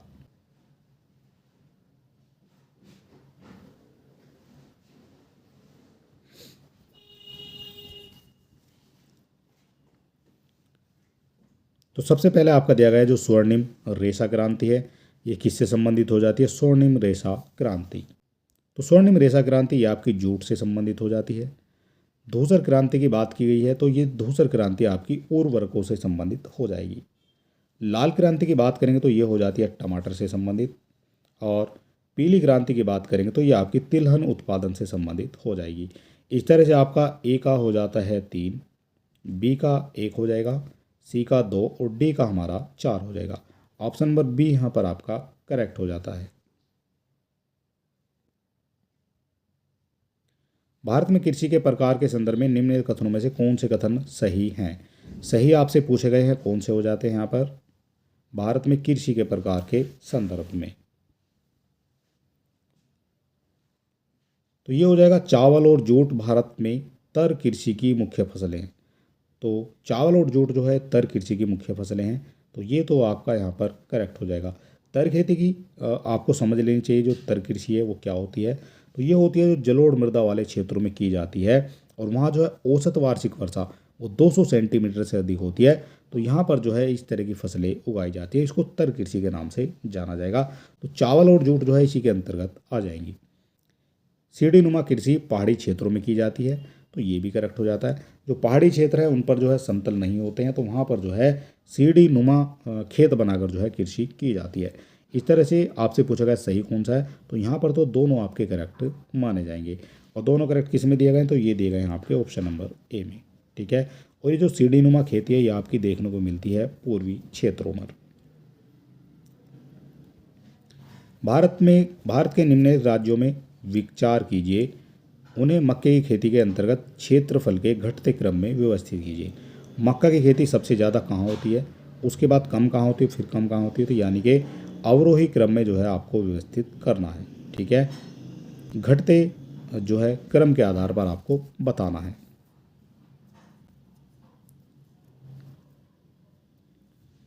तो देख लेते हैं कहाँ कहाँ पर जो है मक्का की खेती ज़्यादा होती है। तो सबसे पहले देख लेते हैं जो आपका है महाराष्ट्र में क्या प्रतिशत है आपका मक्का का। तो महाराष्ट्र में जो प्रतिशत है वो हो जाता है आपका 10% जो है लगभग हो जाएगी महाराष्ट्र में। इसके अलावा मध्य प्रदेश की बात करेंगे तो मध्य प्रदेश में जो आपको देखने को मिलेगी तो ये मिल जाती है लगभग 15% के आसपास मक्का हो जाती है पूरे देश की। इसके बाद बात करेंगे उत्तर प्रदेश की, तो उत्तर प्रदेश में मक्का देखने को मिलेगी आपकी 8%। ठीक है। और राजस्थान में देखने को मिल जाती है आपकी लगभग 9% के आसपास। आपसे पूछा गया है सबसे ज़्यादा किस में होती है, तो सबसे ज़्यादा होगी आपकी मध्य प्रदेश में, यानी 2 जो है सबसे पहले आ जाएगा। और 2 सबसे पहले दिया गया है आपका 2 ऑप्शन में। ठीक, एक इसमें दिया गया है, एक आपका ए में और डी में दिया गया है। इसके बाद आ जाता है आपका जो महाराष्ट्र है, तो महाराष्ट्र में जो हो जाएगी वो हो जाएगी आपकी 10%। तो महाराष्ट्र यानी एक आ जाएगा दूसरे नंबर पर, दोनों में जो है एक दिया गया है। इस तरह से तीसरा आ जाएगा राजस्थान, यानी 4 आ जाएगा, तो 4 दिया गया आपका ऑप्शन नंबर डी में। ये हो जाता है आपका करेक्ट आंसर। और लास्ट में आ जाएगा आपका उत्तर प्रदेश, जो तीसरे नंबर पर आपको चौथे नंबर पर देखने को आपको मिल जाएगा। राष्ट्रीय कृषि और ग्रामीण विकास बैंक यानी नाबार्ड की स्थापना की गई है। तो नाबार्ड की जो स्थापना है ये हो जाती है आपकी 1982 में। ठीक है, इंपॉर्टेंट हो जाएगा। नाबार्ड होता है राष्ट्रीय कृषि और ग्रामीण विकास बैंक, इसको जो है नाबार्ड कहा जाता है। निम्नलिखित में कौन वर्ष 2004 में गठित राष्ट्रीय किसान आयोग का अध्यक्ष था? 2004 में गठित जो है राष्ट्रीय किसान आयोग का अध्यक्ष था, तो ये हो जाते हैं M S. Swaminathan. Option number C यहाँ पर आपका करेक्ट हो जाएगा। कश्मीर हिमालय में करेवा संरचनाएं किसके उत्पादन हेतु उपयुक्त होने के लिए प्रसिद्ध है? संरचनाएं किसके उत्पादन हेतु उपयुक्त होने के लिए प्रसिद्ध है? तो ये हो जाती हैं जाफरान के लिए। ऑप्शन नंबर ए यहाँ पर आपका करेक्ट हो जाएगा। और जो जाफरान है ये किसको कहा जाता है? तो जाफरान कहा जाता है आपका केसर को। ठीक है, ये चीज़ भी आपको थोड़ा सा समझ लेनी चाहिए। जाफरान जो है केसर को कहा जाता है। और केसर की खेती कहाँ होती है? तो ये होती है कश्मीर में। अगला क्वेश्चन है, कॉफ़ी बोर्ड ऑफ इंडिया का मुख्यालय निम्नलिखित में से किस शहर में स्थित है? कॉफ़ी बोर्ड ऑफ इंडिया का मुख्यालय निम्नलिखित में से किस शहर में स्थित है? तो ये स्थित हो जाता है आपका बेंगलुरु में। ऑप्शन नंबर डी यहाँ पर आपका करेक्ट हो जाएगा। और इसकी स्थापना की बात करेंगे तो 1942 में जो है इसकी स्थापना हो जाती है। ठीक है, ऑप्शन नंबर डी यहाँ पर आपका करेक्ट हो जाएगा। निम्नलिखित में कौन सा राज्य उष्ण कटिबंधीय गन्ना उत्पादन क्षेत्र के अंतर्गत नहीं आता है? कौन सा नहीं आता है गन्ना उत्पादन क्षेत्र के अंतर्गत? तो ये हो जाएगा हरियाणा। हरियाणा जो है उष्ण कटिबंधीय गन्ना उत्पादन क्षेत्र के अंतर्गत नहीं आता है। बाकी महाराष्ट्र, आंध्र प्रदेश, कर्नाटक ये सभी उष्णकटिबंधीय गन्ना उत्पादन क्षेत्र के अंतर्गत आपको देखने को मिल जाएंगे। अगला क्वेश्चन दिया गया है हमारा, भारतीय कृषि संसाधन परिषद की स्थापना कब की गई थी? भारतीय कृषि संसाधन परिषद की स्थापना कब की गई है? तो ये की गई है 16 जुलाई 1929 को। ऑप्शन नंबर ए यहाँ पर आपका करेक्ट हो जाता है। ठीक है, तो ये 16 जुलाई 1929 को हो जाती है इसकी स्थापना। और इसका जो मुख्यालय पूछा जाएगा तो मुख्यालय हो जाता है इसका दिल्ली में। ठीक है, तो नई दिल्ली में इसका मुख्यालय हो जाएगा। निम्नलिखित में किसे भारतीय बागवानी का जनक माना जाता है? भारतीय बागवानी का जनक माना जाता है तो ये माना जाता है M.H. मैरीगोडा को। ऑप्शन नंबर डी यहाँ पर आपका करेक्ट हो जाएगा। निम्नलिखित में वह सबसे पूर्वी राज्य कौन सा है जहाँ से कर्क रेखा गुजरती है? निम्नलिखित में से वह सबसे पूर्वी राज्य कौन सा है जहाँ से कर्क रेखा गुजरती है? तो यहाँ पूछा गया आपसे सबसे पूर्वी राज्य। तो पूर्वी राज्य में ये आपका जो होता है स्थान इस तरह से, तो यहाँ जो है सबसे पहले सबसे लास्ट में जो आपको देखने को मिलेगा मिजोरम। तो मिजोरम दिया गया है आपका ऑप्शन नंबर डी में। ठीक है, ये हो जाता है सबसे पूर्वी राज्य जहाँ से कर्क रेखा गुजरती है। आर्कियन चट्टान प्रणाली के बारे में निम्नलिखित कथनों पर विचार कीजिए। आर्कियन चट्टान के बारे में बात करनी है तो देख लेते हैं यहाँ पर जो है आपका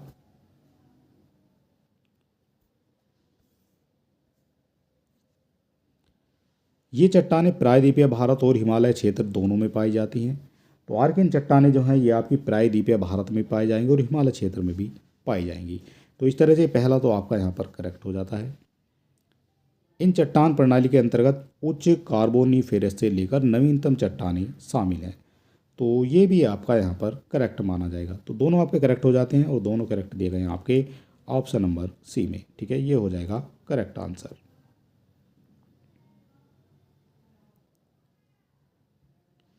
पूगा घाटी निम्नलिखित में किस राज्य केंद्र शासित प्रदेश में स्थित है? पूगा घाटी की बात हो रही है किस जो है राज्य या फिर केंद्र शासित प्रदेश में स्थित है? तो पूगा घाटी स्थित हो जाती है लद्दाख में।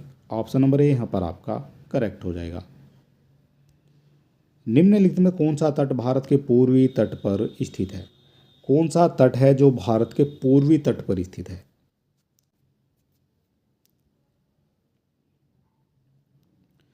तो कोकण की बात करेंगे तो कोकण जो है ये आपका देखने को मिल जाता है गोवा के आसपास का क्षेत्र। ठीक है, ये आपका कोकण तट कहा जाता है।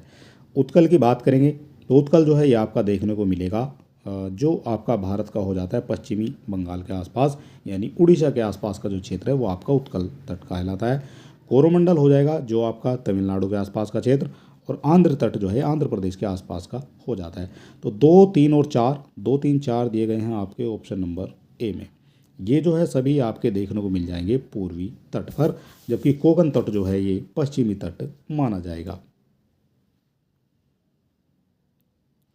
नीचे दो कथन दिए गए हैं, एक को अभिकथन ए और दूसरे को कारण आर कहा गया है, और यहाँ दिखाया गया है, बताना है आपको कौन सा जो है यहाँ पर सही हो जाएगा।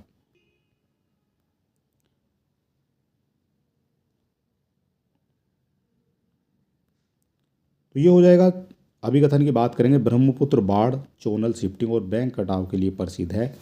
तो ये आपका यहाँ पर गलत हो जाएगा। ब्रह्मपुत्र बाढ़, चोनल शिफ्टिंग, बैंक कटाव के लिए प्रसिद्ध नहीं है। कारण की बात करेंगे, इसकी अधिकांश सहायक नदियाँ बड़ी और अपने जलग्रहण क्षेत्र में भारी वर्षा के कारण बड़ी मात्रा में तलछट लाती है। तो ये आपका यहाँ पर करेक्ट हो जाएगा। आपसे पूछा गया है कूट का प्रयोग करके जो है सही उत्तर का चुनाव करना है। तो एक आपका गलत है और एक आपका गलत दिया गया है आपका आर आपका सही है और ए आपका यहाँ पर गलत हो जाता है। तो ऑप्शन नंबर बी यहाँ पर आपका करेक्ट हो जाएगा। ठीक है, ए सही नहीं है और आर आपका सही है। निम्नलिखित में कौन सी नदी अंतर्देशीय जल निकासी प्रणाली का हिस्सा है? कौन सी नदी हो जाएगी अंतर्देशीय जल निकासी प्रणाली का हिस्सा है? तो ये हो जाती है अंतर्देशीय जल निकासी प्रणाली का हिस्सा, एक तो घग्गर नदी हो जाती है और एक हो जाती है आपकी लूनी नदी। ऑप्शन नंबर 1 और 2 आपके करेक्ट हो जाएंगे और 1 और 2 दिए गए हैं आपके ऑप्शन नंबर ए में। ठीक है, ये हो जाता है यहाँ पर इसका करेक्ट आंसर। अगला क्वेश्चन है, निम्नलिखित में कौन सा भारत का सबसे लंबा बांध है? भारत का सबसे लंबा बांध, लंबे की बात हो रही है, तो सबसे लंबा बांध हो जाता है आपका हीराकुंड बांध। ऑप्शन नंबर बी यहाँ पर आपका करेक्ट हो जाएगा। हीराकुंड बांध जो है ये आपका उड़ीसा में बनाया गया है महानदी पर। ठीक है। और यहाँ बात करेंगे भांगड़ा नागल बांध के बारे में, तो ये आपका सतलज नदी पर बनाया गया है। सरदार सरोवर बांध ये आपका देखने को मिल जाएगा नर्मदा नदी पर। और टिहरी बांध जो है ये आपका सबसे ऊंचा बांध है। आपसे पूछा जाएगा सबसे ऊंचा बांध, तो ये टिहरी बांध हो जाता है और ये भागीरथी नदी पर बनाया गया है। ठीक है। तो सबसे लंबा आपने देख लिया हीराकुंड और सबसे ऊंचा हो जाता है टिहरी बांध। अल नीनो के संदर्भ में निम्नलिखित कथनों में से कौन से कथन सही हैं? अल नीनो की बात हो रही है, कौन से कथन यहाँ पर आपके सही हो जाएंगे अल नीनो के बारे में?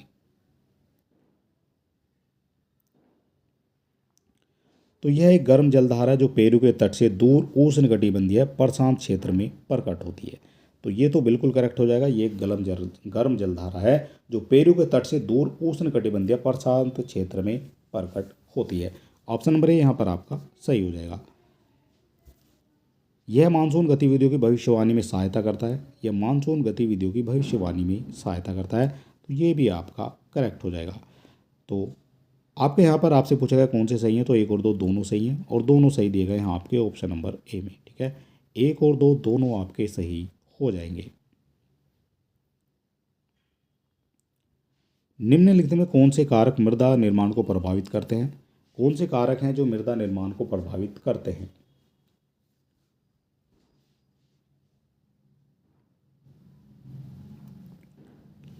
तो इनमें जो मृदा निर्माण को प्रभावित करने वाले कारक हैं वो जनक चट्टान हो जाते हैं, तापमान भी प्रभावित करेगा, तल का रूप भी प्रभावित करेगा किस तरह के तल पर है, और समय भी जो है मृदा निर्माण को प्रभावित करता है।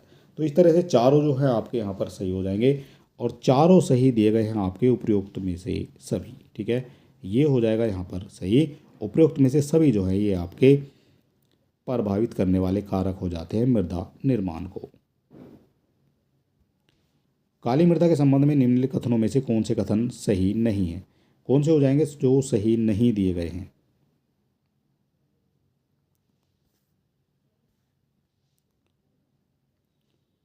तो इसमें उच्च उर्वरता है, काली मिट्टी की बात हो रही है, इसमें उच्च उर्वरता पाई जाती है, बिना उर्वरक के भी कई फसलें का समर्थन करती है, तो ये बिल्कुल करेक्ट हो जाएगा। आपसे पूछा है कौन सा यहाँ पर सही नहीं है।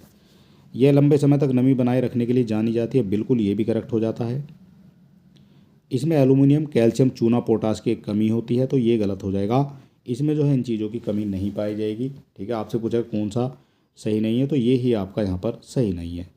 और लास्ट की बात करेंगे तो यहाँ गेहूँ, यहाँ कपास, गेहूँ, तिलहन, सब्जियाँ और खट्टे फलों की खेती का समर्थन करता है, ये भी करेक्ट हो जाएगा। आपसे पूछेगा कौन सा सही नहीं, तो केवल सी हो जाएगा जो आपका सही नहीं है।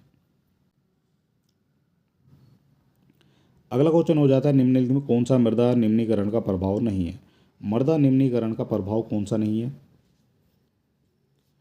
तो ये जो खनन है ये आपका मृदा निम्नीकरण का प्रभाव नहीं है। ऑप्शन नंबर डी यहाँ पर आपका करेक्ट हो जाएगा। टुंडा मृदा के बारे में निम्नलिखित में कौन से कथन सही हैं? टुंडा मृदा के बारे में कौन से कथन सही है ये आपको बताना है।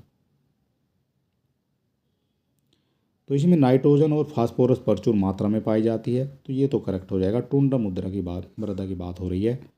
यह एक अच्छे कार्बन सिंक के रूप में कार्य कर सकता है, तो ये भी करेक्ट हो जाता है। आपसे पूछा गया सही उत्तर का चयन करना है, तो एक और दो दोनों आपके यहाँ पर सही हो जाएंगे, यानी ऑप्शन नंबर सी जो है बिल्कुल करेक्ट यहाँ पर माना जाएगा। निम्नलिखित में कौन से भारत में सामान्य रूप से पाए जाने वाले वन हैं? भारत में सामान्य रूप से पाए जाने वाले वन हैं, सामान्य रूप से पाए जाते हैं भारत में, तो ये हो जाते हैं उष्णकटिबंधीय पर्णपाती वन। ठीक है। ये सामान्य रूप से भारत में ही पाए जाते हैं। राष्ट्रीय वन नीति 1988 का उद्देश्य क्या था? राष्ट्रीय वन नीति 1988 का उद्देश्य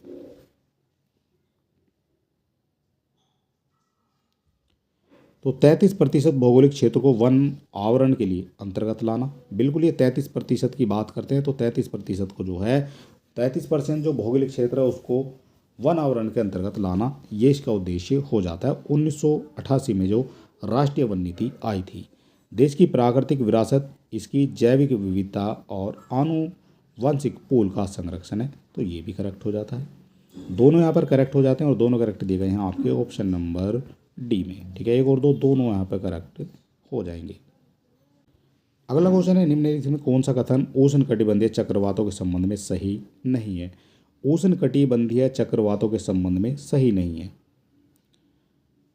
तो सही नहीं है इनमें से पवनों का प्रवाह केंद्र से बाहर की ओर होता है, ये जो है यहाँ पर सही नहीं दिया गया है। बाकी ये चक्रवात निम्न वायुमंडल दबाव के केंद्र होते हैं, ये करेक्ट हो जाएगा।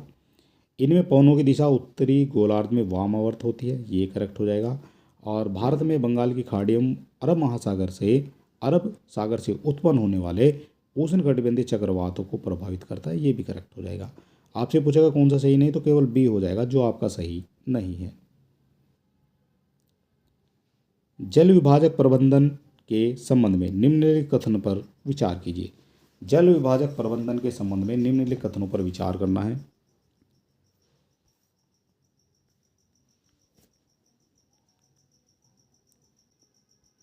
तो ये हो जाता है इसमें रिसाव, तालाबों, पुनर्भरण को जैसे तरीकों के माध्यम से भूजल के अपवाह को रोकना और भंडारण तथा पुनर्भरण करना। तो पहला तो आपका यहाँ पर बिल्कुल करेक्ट माना जाएगा। दूसरे की बात करेंगे, हरियाली केंद्र सरकार द्वारा प्रायोजित एक जल ग्रहण विकास परियोजना है, तो ये भी करेक्ट हो जाता है। तो यहाँ तो दोनों ही आपके जो हैं करेक्ट दिए गए हैं और दोनों करेक्ट हो जाते हैं आपके ऑप्शन नंबर सी में। एक और दो दोनों आपके करेक्ट हो जाएंगे। अगला क्वेश्चन हो जाएगा, निम्नलिखित में से कौन सा समुद्री पारिस्थितिकी तंत्र का एक प्रकार नहीं है? जो समुद्री पारिस्थितिकी तंत्र है उसका एक प्रकार नहीं है।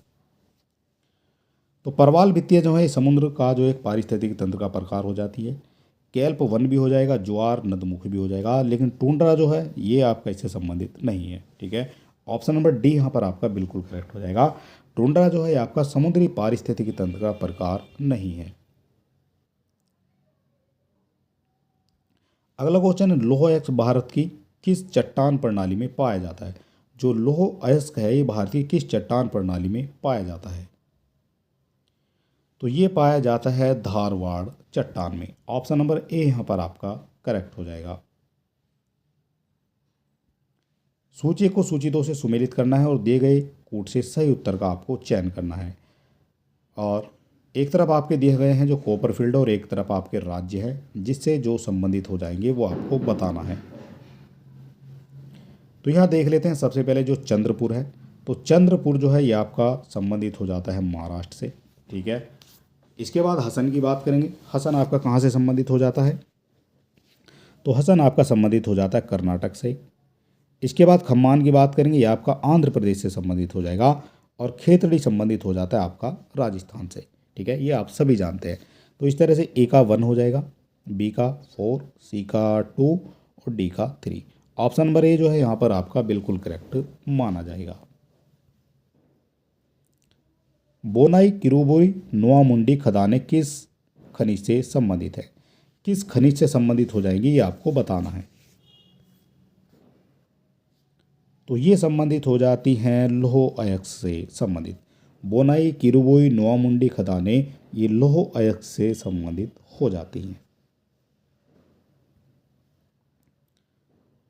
अगला क्वेश्चन हो जाएगा, निम्नलिखित कथनों पर विचार कीजिए। निम्नलिखित कथनों पर विचार करना है और आपको बताना है सही यहाँ पर कौन सा हो जाएगा।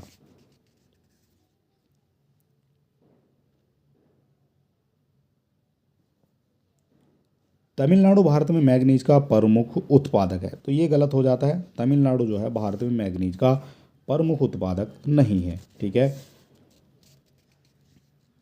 और तमिलनाडु की जगह यहाँ पर जो है उड़ीसा जो है ये हो जाएगा। उड़ीसा जो है मैग्नीज का प्रमुख उत्पादक हो जाएगा। तो पहला तो आपका गलत हो जाता है। दूसरे की बात करेंगे, मैग्नीज भंडार लगभग सभी भूवैज्ञानिक संरचनाओं में पाए जाते हैं, लेकिन यह मुख्य रूप से धारवाड़ प्रणाली से जुड़ा है, तो ये करेक्ट हो जाता है। ये मुख्य रूप से धारवाड़ प्रणाली से जुड़ा हुआ है। ठीक है, तो ऑप्शन नंबर 2 करेक्ट हो जाएगा और 2 दिया गया है आपका ऑप्शन नंबर बी में। ये हो जाएगा यहाँ पर करेक्ट आंसर। लौह और इस्पात उद्योग के लिए निम्नलिखित में से कौन से खनिज आवश्यक हैं? लौह और इस्पात उद्योग के लिए निम्नलिखित में से कौन से खनिज आवश्यक हैं? तो कौन से जो हैं आवश्यक हो जाएंगे? तो ये आवश्यक हो जाते हैं, एक तो कोकिल कोल हो जाएगा, एक आपका डोलोमाइट हो जाता है और एक आपका हो जाता है क्रोमियम। ठीक है, ये हो जाएंगे लौह और इस्पात उद्योग के लिए खनिज आवश्यक।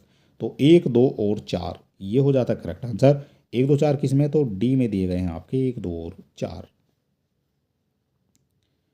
अगला क्वेश्चन हो जाएगा निम्नलिखित गोल्ड फील्ड विचार कीजिए। निम्नलिखित गोल्ड फील्ड पर विचार करिए। आपको बताना है यहाँ से जो है उपरोक्त में से कौन सा गोल्ड फील्ड कर्नाटक में स्थित है। ठीक है, जो कर्नाटक में स्थित है वो आपको बताना है। तो यहाँ जो है आपको देखने को मिल जाती है कोलार की और हट्टी की, दोनों खाने जो हैं ये आपकी देखने को मिल जाती हैं कर्नाटक में। ठीक है, तो ऑप्शन नंबर ए यहाँ पर आपका करेक्ट हो जाएगा। 1 और 2 दोनों का करेक्ट हो जाएंगी। और इसके अलावा बात करेंगे जो रामगिरी कोल्ड फील्ड है ये कहाँ स्थित हो जाएगा? तो ये स्थित हो जाता है आपका आंध्र प्रदेश में। ठीक है, ये भी आपको पता होना चाहिए। रामगिरी कोल्ड फील्ड ये आपकी आंध्र प्रदेश से संबंधित हो जाएगी। ऑप्शन नंबर ए यहाँ पर आपका करेक्ट हो जाता है। निम्नलिखित में से कौन सी नदी उत्तर प्रदेश से होकर नहीं बहती है? उत्तर प्रदेश से होकर नहीं बहेगी वो कौन सी नदी है? तो बेतवा जो है ये आपके उत्तर प्रदेश से बहती है, गोमती भी और घाघरा भी उत्तर प्रदेश में बहती है, लेकिन महानंदा जो है ये आपके उत्तर प्रदेश में नहीं बहती है। महानंदा कहाँ बहती है? और ये जो महानंदा है ये आपकी नेपाल से निकलती है और नेपाल से निकलकर पहले नेपाल में होगी, फिर ये आपकी बिहार चली जाएगी और बिहार से फिर ये आपकी पश्चिमी बंगाल होते हुए मिल जाती है गंगा नदी में। ठीक है, ऑप्शन नंबर बी यहाँ पर आपका करेक्ट हो जाएगा। भूस्खलन की घटना के संबंध में निम्नलिखित कथनों पर विचार कीजिए। भूस्खलन की घटना के संबंध में निम्नलिखित कथनों पर विचार कीजिए।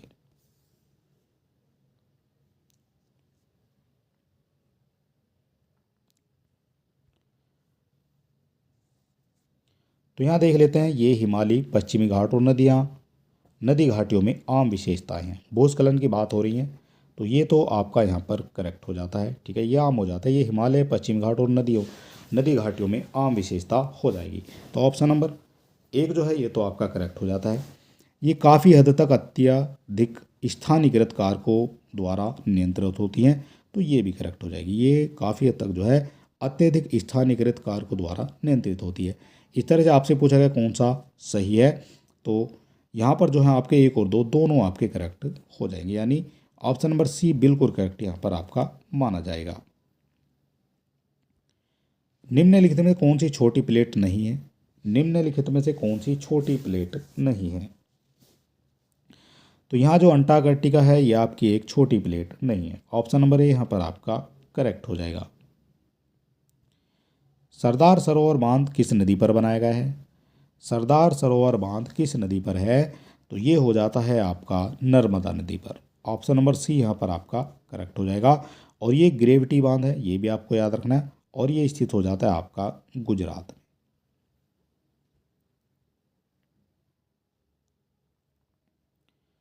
भारत में बॉक्साइट का सबसे बड़ा उत्पादक राज्य कौन सा है? भारत में बॉक्साइट का सबसे बड़ा उत्पादक राज्य,